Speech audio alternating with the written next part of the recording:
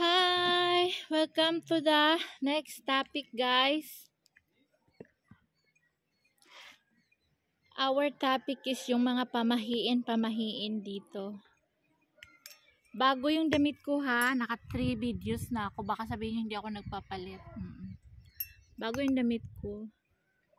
Minsan kasi sa isang araw sisipagin ako mag-videos, mga 3 to 4 type videos, ganyan.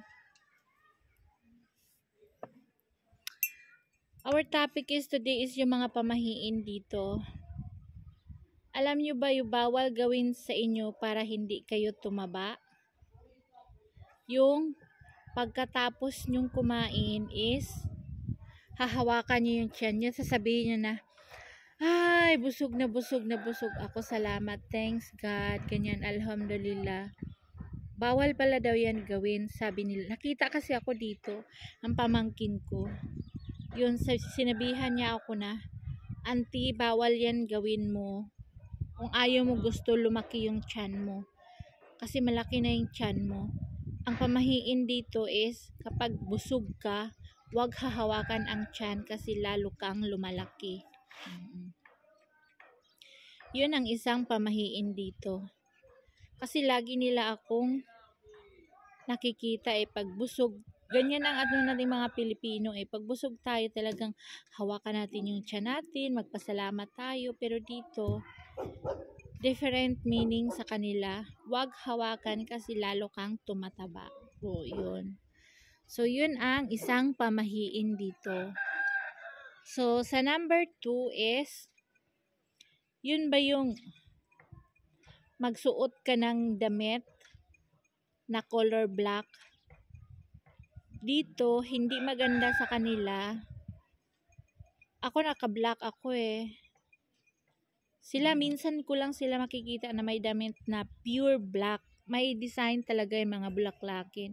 Pero sa atin sa Pilipinas, ang black natin usually is sinusuot natin tuwing may patay tayo, ganyan.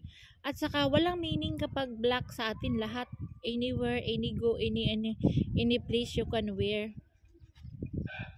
Dito ang sabi, pag nagsusuot ka daw ng black is lalapitin ka ng mga, kung sa Bisaya pa, dili ingunato, yung bang dili nakikita ng mga espiritu, yung bang mga masasamang espiritu, yung mga ganyan, yung mga devil, yung mga ganyan, yung mga demonyo, kumbaga mga ganyan. So lalapitin ka ng mga ganyan pag ang suot mo is color itim.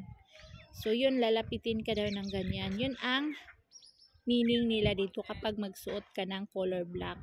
So sa atin is lagi natin sinusuot ang black, lalo na sa kababaihan na may weight, mataba, kasi nga nakakapayat tingnan yung color black na damit sa atin na pamahiin, kumbaga. Yung sabi-sabi, culture and beliefs, yung mga ganyan, kumbaga. So yun, lalo na sa mga artista, black is always nila suot yan kasi nakakaitim daw.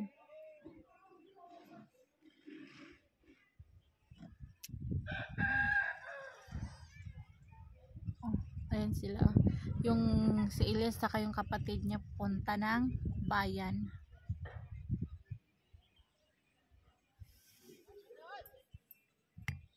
Pag andito yung sister-in-law ko, lagi yan sila doon nagpunta sa bayan.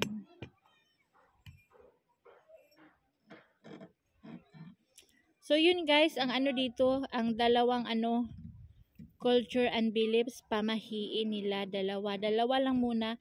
Next day na naman yung iba.